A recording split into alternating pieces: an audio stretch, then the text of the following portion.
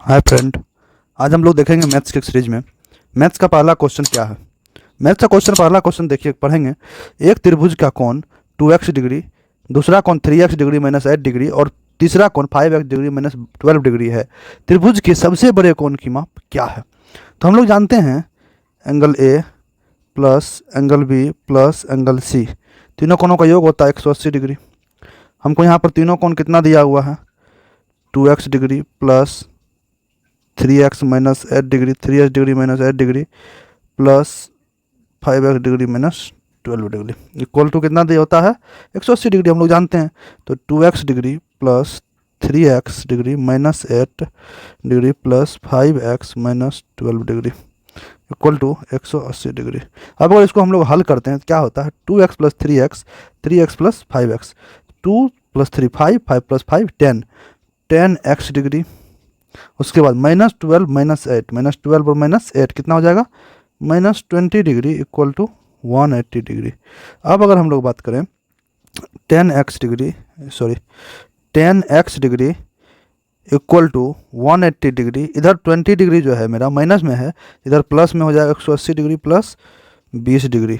अब क्या हो जाएगा? 10x equal to 200 degree. ठीक है, अब हम लोग जब 10x इक्वल टू 200 डिग्री आता है तो x इक्वल टू अगर निकालेंगे 200 डिग्री बाय 10 डिग्री, तो x का वैल्यू क्या निकला? 20 डिग्री। अब इसमें क्या पूछा हमसे क्वेश्चन में? सबसे बड़े कोण की माप क्या है? तो हम तीनों कोण को निकालेंगे। अब यहाँ पर अगर हम एंगल ए निकालें, एंगल ए निकालेंगे, क्या है? 2x यानी कि 2 into 20 degree equal to 40 degree. Angle B निकालेंगे, एंगल बी क्या है मेरा? 3x degree minus 8 degree equal to 3 into 20 degree minus 8 degree equal to 60 degree minus 8 degree तो 52 डिग्री मेरा एंगल बी निकल गया। अब अगर यहाँ पर एंगल सी की बात करें तो सी मेरा कितना हो जाएगा? 5x degree minus 12 degree. 5x का बात करेंगे 5 इंटू 20 माइनस 12 डिग्री, क्या हो जाएगा? 100 minus 12 degree equal to 88 degree. सबसे बड़ा कोना कौन सा हो जाएगा? सबसे बड़ा angle 88 degree. Option number B मेरा करेक्ट आंसर होगा। चलते हैं नेक्स्ट क्वेश्चन हम लोग। नेक्स्ट क्वेश्चन में क्या बोलता है? एक सिलेंडर की ऊंचाई 14 सेंटीमीटर है और वक्र पृष्ठीय क्षेत्रफल दिया हुआ है 528 सेंटीमीटर स्क्वायर। सिलेंडर का आयतन कितना होगा? सबसे पहले हम लोग जानते हैं कि हाइट दे दिया, इसका हाइट दिया है 14 सेंटीमीटर और वक्र पृष्ठ क्षेत्रफल जो है कर्व्ड एरिया, कर्व्ड एरिया क्या दिया है? 528 सेंटीमीटर स्क्वायर। हम लोग जानते हैं कर्व एरिया बराबर क्या होता है? 2 pi r h equal to 528 centimetre square दिया हुआ है 2 इंटू 22/7 इंटू आर। हमको यहाँ पे आर पता नहीं है, इस फॉर्मूला से हम लोग आर निकाल लेंगे। एच मेरा दिया हुआ है 14 centimetre equal to 528 centimetre square. अब अगर हम काट 7 दूना 14 इसको काट दें तो 22 गुना 2 गुना 2 यानी कि 88 R equal to 528 centimetre square. अब आर यहाँ से निकालेंगे तो 528 सेंटीमीटर स्क्वायर बटे आर हो जाएगा। तो आर यहाँ 88 हो जाएगा। 88 से अगर हम इसको काटेंगे तो 8 चौक 48, 80 चौक 480 यानी कि कितना हो जाएगा? 6 सेंटीमीटर। आर में त्रिज्या निकल गया। अब आयतन निकालेंगे।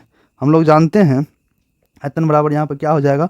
पाई आर स्क्वायर एच, यानी कि पाई का मान 22/7, सॉरी 22/7 गुना आर स्क्वायर यानी 6 इंटू 6 इंटू 14 यानी कि हाइट 14 है। 7 से 14 काटेंगे 7 टू 14, अब 22 गुना 6 गुना 6 गुना 2, अगर हम गुना करेंगे 6 36 दूना 72, 22 गुना 72, तो 22 गुना 72 अगर हम लोग करेंगे तो मेरा आंसर आएगा 1584 सेंटीमीटर क्यूब इसका वॉल्यूम होगा। इसका आयतन कितना निकलेगा? 1584 centimetre cube. Option number B is the correct answer. हम लोग चलते हैं नेक्स्ट क्वेश्चन की ओर। 4 क्रमागत संख्याओं का गुणनफल निम्नलिखित में से किस संख्या से हमेशा विभाज्य होगा? हम लोग जानते हैं कोई भी क्रमागत संख्या 4 लेंगे और उसको गुणा करेंगे तो वह 24 से विभाज्य होगा। ये हम लोग को याद रखना, और अगर नहीं जानते तो इस तरह याद रखेंगे। सबसे छोटी जो संख्या है वो क्या है? 1। सबसे छोटी 4 संख्या अगर करें तो 1 2 3 4। अगर इस चारों को हम गुणा करते हैं 4 गुना 3 12, 12 दूना 24, 24 गुना 1 24, टोटल गुणनफल 24। ये 24 जो है कोई भी लगातार 4 संख्या लेंगे उसके गुणनफल को विभाज्य करेगी। इसका करेक्ट आंसर 24। करेक्ट आंसर क्या होगा? 24। चलते हैं नेक्स्ट क्वेश्चन हम लोग। क्वेश्चन नंबर 4 में क्या कहता है? छमाही आधार पर चक्रवृद्धि कर के गणना किए जाने पर 18,500 की राशि 40% वार्षिक दर पर 18 माह का चक्रवृद्धि ब्याज ज्ञात कीजिए। यहाँ पर जब भी छमाही सुनियोजित होती है तो हम लोग जानते हैं रेट जो है रेट आधा हो जाएगा, रेट आधा हो जाएगा, रेट इसका आधा यानी कि 40/2 इक्वल टू 20% हो जाएगा। और समय जो है समय वो डबल हो जाएगा, समय डबल हो जाएगा। 18 माह है तो यह हो जाएगा गुना 2 यानी कि 36 माह माह 3 वर्ष। अब यहाँ पे हम लोग सी आई निकाल देंगे चक्रवृद्धि ब्याज। हम लोग सी आई का फॉर्मूला जानते हैं, सी आई जो निकलता है वो क्या कैसे निकलता है, P into 1+R/100 power T कर देंगे। यहाँ पर P मेरा दिया हुआ 18,500 रुपया, 1+R कितना है 20/100 पावर टी यानी कि 3 ईयर। 18,500 1+1/5 पर पावर क्यू 18,500 6/5 गुना 6/5 गुना 6/5। इसको इस तरह से लिख सकते हैं हम लोग। 5 से इसको काटेंगे, 5 तिया 15, 5 सत्ते 35, डबल जीरो। फिर 5 से काटेंगे, 5 सत्ते 35, उसके बाद एक मरतबा में 5 सत्ते 35, 2 पर 0, 5 चौक 20, 0 740। फिर 5 से काटेंगे, 5 एकम 5, 5 चौका 20, 5 सत्ते 40 यानी कि 148। ऊपर बचा 148 गुना 6 गुना 6 गुना 6। अगर हम सबको गुना करते हैं तो 148 गुना 216 गुना करके मेरा आंसर कितना निकलेगा, गुना करेंगे तो आएगा 31,968 रुपया। ये मेरा टोटल हो गया। हमसे पूछा क्या यहाँ पर, जब हम पूछने की बात करें तो हमसे पूछ रहा है चक्रवृद्धि ब्याज ज्ञात कीजिए। 18 माह का सिर्फ और सिर्फ ब्याज पूछ रहा। ये जो मेरा निकला है ये मिश्र धन निकला। क्या निकला है, मिश्र धन। अगर हम ब्याज की बात करें, सी आई इंटरेस्ट, इंटरेस्ट कितना होगा तो ये हो जाएगा 31,968 माइनस 18,500। इसका एग्जैक्ट आंसर हो जाएगा 13,468 रुपया। एग्जैक्ट आंसर इसका option number 13,468, option number A is the correct answer. चलते हैं हम लोग नेक्स्ट क्वेश्चन। हम लोग देखेंगे 5 नंबर क्वेश्चन। किसी वस्तु का विक्रय मूल्य ज्ञात कीजिए। दुकानदार उसे अंकित मूल्य जो कि 80 रुपया है पर 5% की 2 क्रमागत छूट देता है। जब भी 2 क्रमागत छूट की बात करेगा इसको हम लोग कैसे बनाएंगे, जब 2 क्रमागत छूट होता है तो हम लोग इस तरह से निकाल लेते हैं कुल छूट, टोटल डिस्काउंट जो है वो कैसे निकलेगा, A+B माइनस AB/100। ये इसका फॉर्मूला होता है टोटल डिस्काउंट का। सो कैसे निकलाएंगे, 5 + 5 minus 5 into 5/100 equal to 5 + 5 10 minus 25/100 यानी कि 10 माइनस 0.25 क्या हो जाएगा 9.75%। यहाँ पर अंकित मूल्य है 80 रुपया, तो 80 का हम लोग क्या निकाल देंगे 9.75%। 80 गुना 9.75/100, 20 चौका 80, 20 पंचे 100, 5 से इसको अगर हम काट देंगे, 5 एकम 5, 5 तिया 15, 25 25 1.35। तब यहाँ पर 4 इंटू 1.35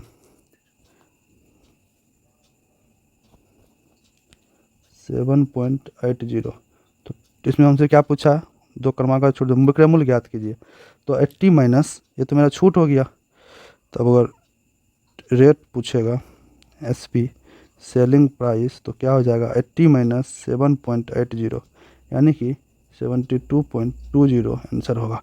मेरा एग्जैक्ट आंसर कौन सा हो जाएगा, ऑप्शन नंबर बी। चलते हम लोग नेक्स्ट क्वेश्चन 6 नंबर की ओर। एक वस्तु एक निश्चित मूल्य पर बेचा जाता है, अगर इसे इस कीमत के 60% पर बेचा जाता है तो 35% की हानि होती है, प्रतिशत लाभ क्या है। कोई भी सामान है, मान लेते हैं कुछ 100 रुपया, जो उसका प्राइस है वो 100 रुपया यानी कि 60 रुपया में बेचा होगा। अब विक्रय मूल्य यहाँ पर तो विक्रय मूल्य हो गया 60% इक्वल टू 60 रुपया, ठीक है। अब यहाँ पर हम लोग अगर CP की बात करें, कॉस्ट प्राइस की, कॉस्ट प्राइस क्या हो जाएगा 60 का 65%, 60 का 65% 100/65 इक्वल टू क्या हो जाएगा ये, अगर हम 20 या 60 करें, 20 13 5 65 और 12 5 60, 1200/13 हो जाएगा। अब अगर इसको हम लोग देखें कि लाभ कितना हुआ, 1200/13 रुपया तो इसका दाम आ गया, ये मेरा CP हो गया 1200/13 रुपया। अब अगर लाभ की बात करें तो 100 रुपीज़ था, उसमें से 1200/13 को माइनस करेंगे, मेरा क्या निकल जाएगा, यहाँ पर LCM आ जाएगा 13, 1300 माइनस 1200 इक्वल टू 100/13, 100/13 मेरा लाभ परसेंटेज आ जाएगा, लाभ निकल जाएगा। अब अगर लाभ परसेंटेज का बात करेंगे, लाभ प्रतिशत पूछा है हमसे, लाभ प्रतिशत का बात करेंगे तो 100/13 इंटू 13/1200 गुना 100, परसेंटेज निकालने का 100 गुना करना पड़ेगा, 13 13 कैंसिल हो जाएगा, इस 100 से ये 00 कैंसिल, 100/12, यानी कि हम लोग इसको लिख सकते हैं 4 तिया 12, 25 चौका 100, 4 तिया 12, 25 चौका 100, 25/3 इक्वल टू 8.1/3%। इसमें मेरा करेक्ट आंसर हो जाएगा इसका ऑप्शन नंबर ए। चलते हैं नेक्स्ट क्वेश्चन 7 नंबर की ओर। 7 नंबर में क्या कहता है, एक काम को करने में पी क्यू आर और एस को, एस की कार्य क्षमता का अनुपात 2:3:5:4 है। किसी कार्य के लिए दिया गया परिश्रमिक टोटल 4200 रुपये है, किसे सबसे ज़्यादा राशि मिली और कितनी राशि मिली। चूँकि यहाँ पर बात करेंगे तो परिश्रमिक जो होता है क्षमता के अनुसार ही मिलता है, आप कितना अधिक काम करके देते हैं। यहाँ पर अगर क्षमता की बात करें, सबसे अधिक क्षमता 5 है जो कि तीसरा है, यानी क्रमशः अगर देखें तो आर का क्षमता सबसे अधिक लग रहा है। तो आर को टोटल परिश्रमिक कितना मिला, तो आर को मिला 5, टोटल कितना था 2 + 3 + 5 + 4, यानी कि 5/2 3 5 5 5 10 4 14, 5/14, 14 रुपये था उसमें, इसको 5 रुपये मिला आर को, यानी कि 5/14 को अगर हम 4200 से मल्टीप्लाई कर दें तो मेरा निकल जाएगा कितना रुपया मिला। तो 14 तिया 42, 300 रुपया, 300 × 5 1500, किसको मिला आर को, आर 1500। इसका करेक्ट आंसर क्या हो जाएगा, ऑप्शन नंबर सी, आर 1500। चलते हैं नेक्स्ट क्वेश्चन 8 नंबर की ओर। 8 नंबर में क्या कहता है, विमल ने फ्रेंच में 80 में से 76 अंक, अंग्रेजी में 100 में से 94 अंक, स्पेनिश में 70 में से 50 अंक और जापानी में 50 में से 47 अंक प्राप्त किए। उसके द्वारा प्राप्त कुल अंक कितना प्रतिशत था। तो हम लोग क्या करते हैं, यहाँ पर टोटल ऑब्टेन्ड मार्क्स और टोटल मार्क्स को जोड़ देते हैं। तो अगर एवरेज परसेंटेज निकालना है, परसेंट बराबर क्या लिखेंगे, टोटल ऑब्टेन्ड मार्क कितना है 76 + 94 + 50 + 47 बाय टोटल एग्ज़ाम कितना का, टोटल मार्क्स 80 + 100 + 70 + 50। इस तरह से हम लोग इसको अगर जोड़ेंगे तो क्या आ जाएगा 267 बाय 300। अब इसको अगर हम डिवाइड कर दें तो कितना हो जाएगा 267/300। इसको परसेंट में निकालना है, परसेंटेज में गुना 100 से करना होगा परसेंटेज निकालने के लिए। ये 00 कैंसिल, 3 से काटेंगे 3 × 8 = 24, 2 × 7 = 27, 3 × 9 = 27, 89%। इसका एग्जैक्ट आंसर क्या आ जाएगा 89%, ऑप्शन नंबर बी। चलते हैं नेक्स्ट क्वेश्चन 9 नंबर।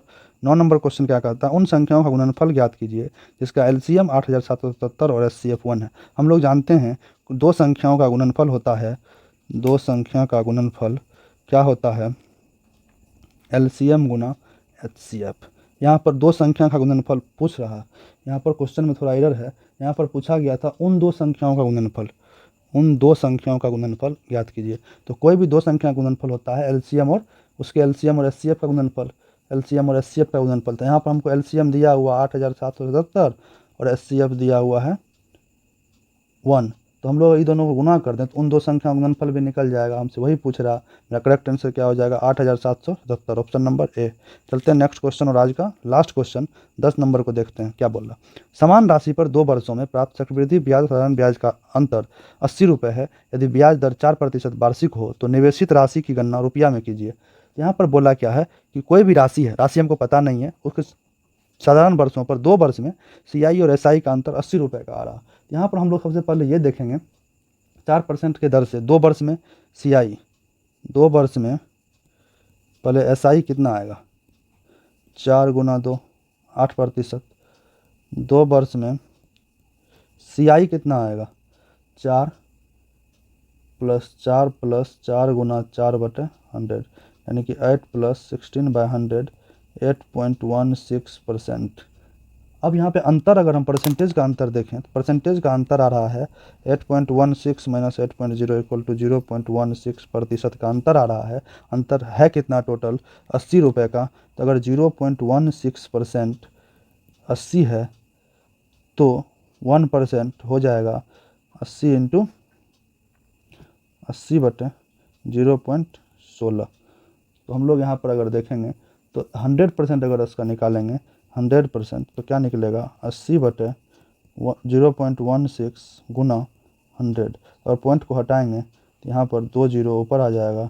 16 पंचे 80, 500 गुना 100 करेंगे तो ये आ जाएगा टोटल अमाउंट 50,000 रुपया।